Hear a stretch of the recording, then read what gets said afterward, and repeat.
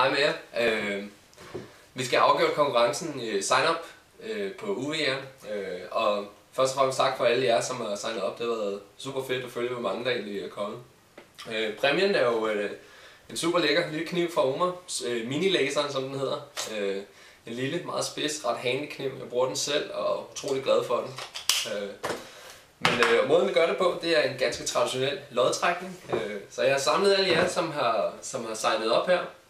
Der har været en god del. Nu har jeg sorteret dem, som det ser ud her. Så lad os få det afgjort. Trækker jeg et ganske tilfældigt nummer.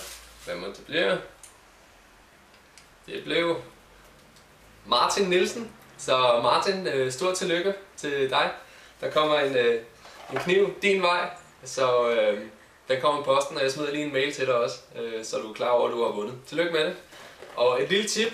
Jeg var i Åleskov sammen med Asger i går, og der er rigtig god sigt. Vi skød 5 skrubber, så skynd jer derop, inden det bliver regnvejr, eller det kommer blæst igen.